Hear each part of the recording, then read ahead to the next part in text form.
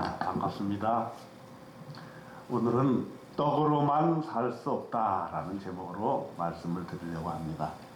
마태복음 4장 4절에 보니까 예수께서 대답하여 이르시되 기록되었으되 사람이 떡으로만 살 것이 아니요 하나님의 입으로부터 나오는 모든 말씀으로 살 것이라 하였느니라 하시니, 예수님도 유혹을 받았다는 것을 생각하면 참 예수님은 친근감을 느껴요. 친구처럼 느껴집니다. 예수님이 이제 세례를 받으신 이후에 이제 공생애를 하러 이렇게 나가시기 직전에 유혹을 받으십니다. 우선 광야에 나가서 한 40일을 금식하셨어요. 그러니까 배가 너무너무 고프니까 이제 사탄이 유혹을 하는데, 제일 먼저 한 유혹이 첫째로 떡을 만드는 유혹이에요. 4장 3절에 보니까 시험하는 자가 예수께 나와서 이르되 네가 만일 하나님의 아들이어든 명하여 이 돌들로 떡덩이가 되게 하라 그랬습니다. 예수님이 당한 유혹이지만 우리는 인생 살면서 이 유혹이 가장 크다라는 걸 말해요. 첫 번째 유혹입니다. 뭐냐면 먹고 사는 문제. 먹고 사는 문제가 인생의 가장 중요한 문제이긴 하지만 그것이 우리 인생을 자유롭지 못하게 하고 불만 갖게 하고 또 하나님께로부터 멀어지게 하는 그런 유혹이 될 수 있다는 거예요. 그래서 저는 우리 주기도문에 보면 일용할 양식을 주시고 이런 구절이 있잖아요. 하나님께서 우리에게 일용할 양식을 주신 것에 대해서 감사하는 것이 신앙생활에 있어서 가장 기본적이고 핵심적인 것이다, 이런 생각을 할 때가 많습니다. 왜냐하면 우리 인간은 욕심이 있어요. 그래서 일용할 양식만 가지고는 만족을 못하는 것이 인간의 하나의 습성이라고 볼 수가 있어요. 한번 생각해 볼까요? 예를 들어서 우리가 이제 요즘 또 부동산 문제가 아주 크잖아요. 핵심적인 문제잖아요. 예를 들어서 내가 18평짜리 집을 하나 갖게 된다. 그러면은 사실은 감사한 일인데 다른 사람과 이렇게 비교를 하다가 이렇게 살아나서 보면 그걸로 만족을 못 하거든요. 그래서 이제 23평짜리로 옮겨갑니다. 또 그러면 조금 지나다 보면 또 그걸로도 만족을 못 해요. 뭘 하느냐? 또 35평짜리로 옮겨가죠. 35평짜리로 옮겨가면 그걸로 끝이 아니고 또 40평짜리, 50평짜리로 옮겨가고 싶은 것이 우리의 인간의 욕심이고, 그것은 끝이 없고 한이 없는 거예요. 그래서 돌들로 떡떡이가 되게 하는 그런 것까지 유혹을 받게 되는 거예요. 요즘 이제 젊은이들 사이에서 코인 열풍도 있어요. 코인 열풍. 그래서 막 코인을 사면 그것이 막 10배, 100배의 그런 효과를 가지고 있기 때문에 그렇게 광풍에 휩싸였다가 어려움을 당하는 젊은이들이 많게 되었고, 또 사실 부동산도 그렇잖아요. 부동산도 이게 자꾸 올라가니까 그냥 전 자기의 재산뿐만 아니라 자기가 끌어들일 수 있는 모든 은행에 빚을 얻어서 그것을 다 한꺼번에 몰빵을 하는 그런 것이 우리 젊은이들의 습성이 됐어요. 마치 이 돌을 떡덩이로 만들고자 하는 그런 인간의 그 습성이 우리 속에 있다라고 하는 것이죠. 그럼 이런 유혹을 우리가 어떻게 이겨낼 수 있느냐? 예수님께서는 하나님의 말씀으로 사는 것을 중요하게 여겨라. 오늘 본문에 보니까 사람이 떡으로만 살 것이 아니다. 하나님의 입으로부터 나오는 모든 말씀으로 살 것이니라. 떡으로만 살지 말고 하나님의 말씀으로 살아야 되고 하나님의 말씀으로 사는 것을 훈련하는 것이 바로 신앙이다라고 하는 것이죠. 물론 우리가 먹고 사는 문제를 소홀히 할 수는 없습니다. 누구도 그걸 부인할 수는 없습니다. 그러나 그것이 지나친 욕심과 유혹이 되어서 우리로 하여금 하나님으로부터 멀어지게 만든다면 그건 있을 수가 없는 얘기 아니겠습니까? 네. 우리의 가진 그것으로 하나님께 대해서 감사할 수 있는 것을 자꾸 훈련해야 된다는 거예요. 더 가져야만 내가 하나님께 감사할 수 있다. 이게 아니라 이미 나에게 주어진 것으로 하나님 앞에 감사하는 습관과 믿음과 신앙을 훈련시켜야 된다 하는 말입니다. 예수님께서는 이렇게 말씀도 하셨어요. 공중의 새를 보라. 심지도 않고 거두지도 않고 창고에 모아들이지도 아니하되 너희의 하늘 아버지께서 기르시나니 너희는 이것들보다 귀하지 아니하냐. 마태복음 6장 26절에 말씀하셨고요. 28절에는 들의 백합화가 어떻게 자라는가 생각하여 보라. 수고도 아니하고 길쌈도 아니하느니라. 우리에게 더 갖고자 하는 욕망,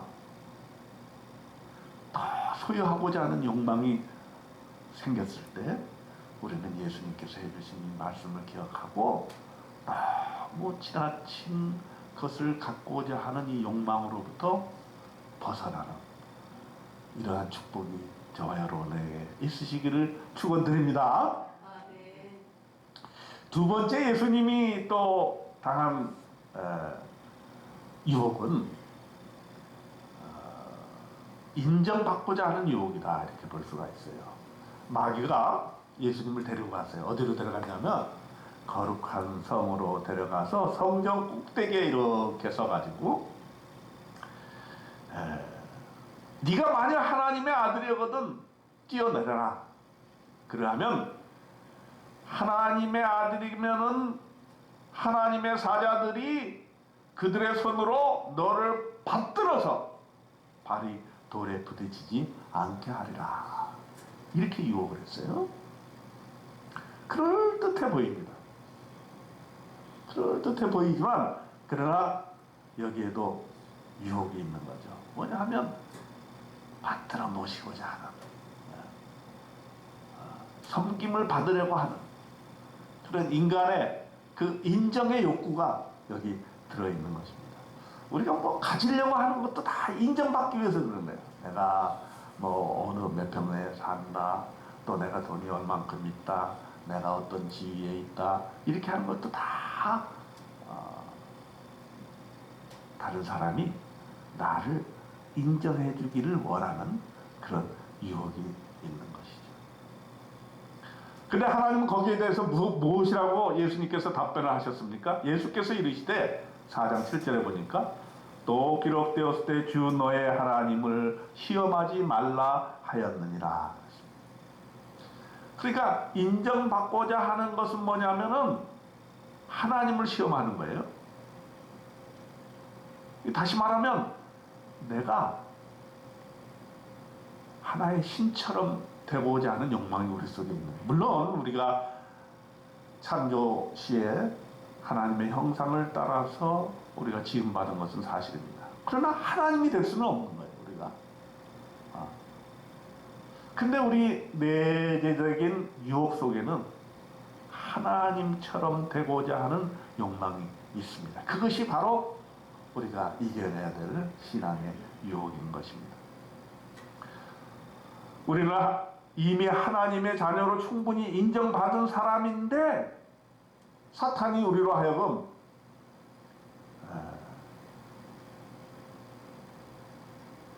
네가 최고라고 인정받게, 그렇게 살게 내가 도와줄게, 그렇게 얘기를 하는 거예요. 우리 인간들이 이 세상을 살면서 가장 우리 행복을 저해하는 것 중에 하나가 뭡니까? 서로 내가 잘 되려고 하는 거예요. 그죠? 다른 사람과 비교해서 내가 더 잘 되고 인정받고자 하는 욕구가 있는 거예요. 물론 그것이 우리로 하여금 열심히 일하고자 하는 원동력이 되기도 합니다. 그러나 이것이 지나친 유혹이 되었을 때 그것은 인간의 행복을 가로막는 하나의 아주 사탄의 유혹이 될 수가 있는 것입니다. 신앙이라는 건 뭐냐? 저는 그렇게 생각합니다. 사람의 인정에서 하나님의 인정으로 우리의 인정을 받고자 하는 그런 욕구를 옮겨가는 과정입니다. 하나님이 나를 인정해 주셨으면 그걸로 끝나는 거예요. 거기에 더 인간의 다른 사람의 인정과 다른 사람의 부러움을 우리가 살 필요가 없다는 거예요. 그래서 저와 여러분은 이미 하나님이 인정하셨다는 것을 믿으시길 바랍니다. 하나님의 자녀라는 것을 인정하셨고 그렇기 때문에 너는 가장 귀한 존재다. 하나님이 사랑하시는 귀한 존재다. 이것을 우리에게 항상 말씀해주고 있다는 사실을 여러분들은 꼭 명심하시기를 주님의 이름으로 축원드립니다. 그 다음에 세 번째로는 우상 숭배의 유혹이 있습니다. 그 다음에 이제 마귀가 또 어디로 데려갔느냐? 예수님을 데리고 지극히 높은 산으로 올라갔습니다. 그리고 앞에 놓여있는 많은 나라들을 보여줍니다.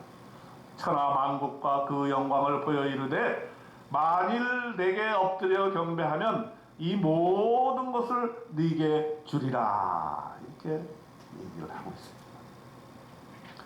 마귀의 세 번째 시험, 마지막 시험은 네가 만일에 이런 모든 것을 가지고 나한테 숭배하기만 하면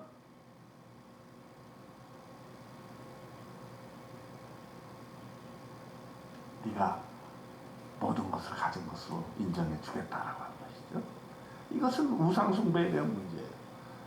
우리가 세상을 살다 보면은 하나님 이외의 다른 신에게 예배하고자 하는 수많은 유혹이 생겨납니다. 우리가 예수 믿는 사람도 마찬가지예요. 하나님 이외의 것을 믿고 숭배하고 그것을 따르고자 하는 생각이 많이 든다 이거예요. 예를 들어서 내가 돈을 더 벌고 싶고 돈의 그 욕구에 대해서 항상 넘어가고 좌절하고 하는 것들이 다 그런 것이죠. 그리고 이스라엘 백성들의 그 경우를 보게 될 때면 우리가 지금 새벽에 쭉 광야의 생활들을 우리가 한 장씩 한 장씩 살펴보고 있지 않습니까? 패턴이 똑같아요. 이스라엘 백성들이 광야에 와서 구출을 받아서 정말 기쁨으로 출발을 했는데 우상숭배를 합니다. 하나님으로부터 심판을 받습니다. 그리고 회개합니다. 다시 또 우상숭배를 합니다. 심판을 받습니다. 또 이렇게 이스라엘 백성들도 광야에서 계속해서 하나님께서 불기둥으로 구름기둥으로 인도하여 주심에도 불구하고 그들이 하나님만을 섬기는 이것을 꾸준히 유지를 못하는 거예요. 유혹을 받는 겁니다. 금의 유혹을 받고 우상 숭배의 유혹을 받는 것입니다. 오늘날에도 우리에게 이러한 우상 숭배는 도처에서 유혹으로 다가오고 있지 않나 이렇게 생각이 듭니다. 여러분들에게 어떤 것이 유혹이 되세요? 그 유혹을 여러분들이 잘 이겨내기를 바랍니다. 하나님만으로 살 수 있는 그러한 믿음을 가지는 것, 이것이 우리의 신앙생활의 근본이라고 생각이 듭니다. 이렇게 세 가지 유혹이 있는데 이 세 가지 유혹을 그럼 어떻게 하면 잘 이겨낼 수 있을까? 저는 오늘 세 가지로 한번 생각을 해봤습니다. 첫째는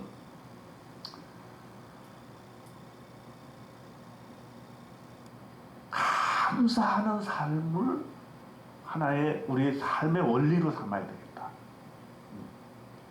왜냐하면 우리에게는 이미 하나님께서 주어졌다 하는 것을 항상 생각을 해야 된다. 그런데 더 가지고자 하는 욕망, 돌을 떡으로 만들고자 하는 그런 욕망이 우리로 하여금 내 삶이 기쁘지 않고 행복하지 않고 하나님께 감사하지 않는 그런 삶으로 변모가 되는 것이지. 그래서 우리는 예배 드리는 것이 바로 그 감사의 훈련을 하는 것이라고 생각이 들어요. 그래서 항상 입술에 감사의 말을 하시길 바랍니다. 네. 마음속에 감사하는 마음을 가지시기 바랍니다. 감사할 것을 한번 생각해 보시기를 바랍니다. 그래도 예배에 우리가 와서 하나님께 이렇게 예배 드릴 수 있음을 감사할 수 있을 때 그 예배가 참으로 은혜로운 예배가 될 수 있을 거예요. 여러분 한번 다시 생각해 보세요. 우리가 예배 드릴 수 있다는 것은 건강하다는 얘기 아닙니까? 그렇죠? 네. 건강해서 예배 드릴 수 있다. 건강해서 이렇게 예배당에 올 수 있다. 얼마나 감사한 일입니까? 우리가 지난 3년 동안 코로나 때문에 예배를 제대로 드리지 못하고 또 코로나 걸린 사람들은 병원에 들어가서 예배를 드리고 싶어도 드릴 수 없는 그런 상황 속에 우리가 있었습니다. 코로나가 아니더라도 우리가 이제 나이 들면 무릎 관절에 문제가 오게 됩니다. 그렇죠? 오고 싶어도 못 올 때가 있다.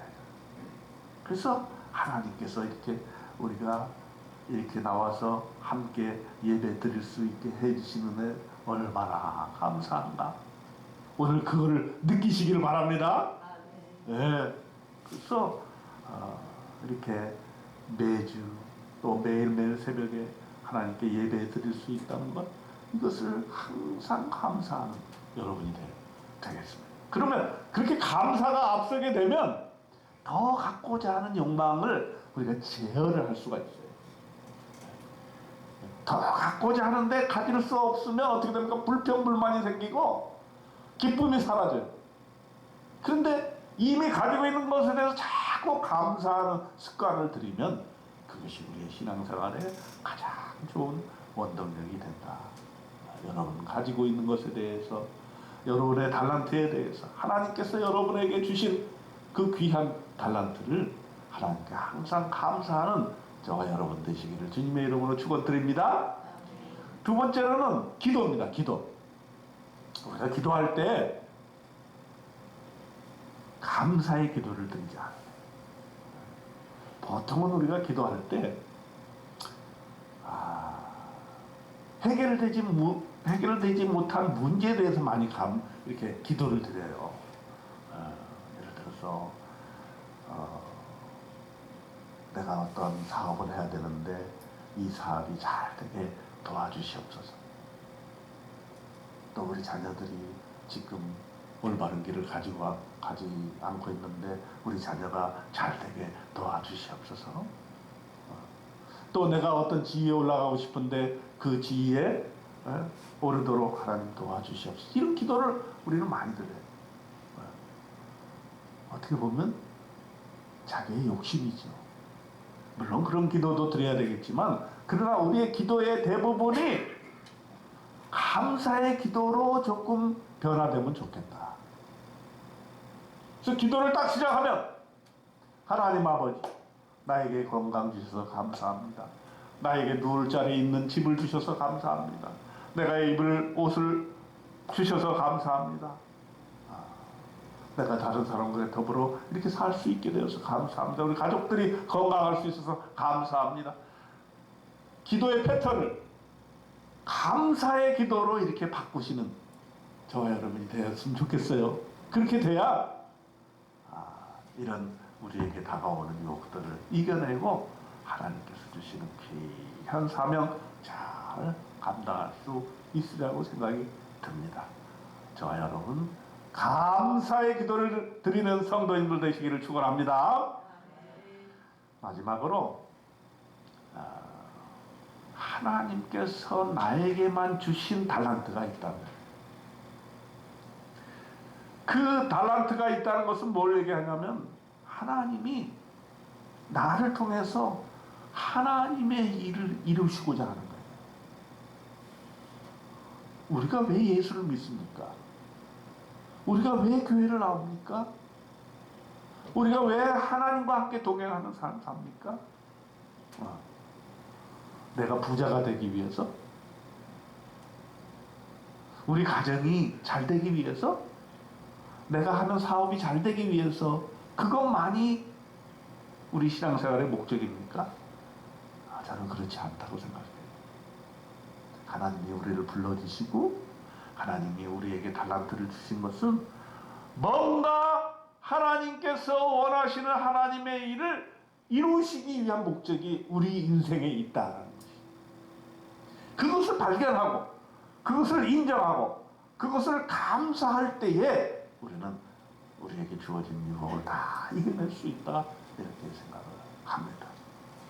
저와 여러분은 하나님께서 주신 달란트, 하나님이 나에게만 주신 그것을 발견해내고 그것을 귀하게 여기고 그것을 감사하고 남과 비교하지 아니하고 내가 그것을 소중하게 여김으로써 하나님께 감사와 영광 돌리고, 내가 이 달란트를 가지고 하나님을 위해서 무엇을 할 것인가, 내 인생을 통해서 이렇게 사명감을 철저하게 갖는 저와 여러분 되시기를 주님의 이름으로 축원드립니다. 기도하겠습니다. 하나님 아버지, 오늘 예수님께서 당하신 유혹을 통해서 우리가 일상생활을 통해서 당하는 유혹들을 생각해 봅니다.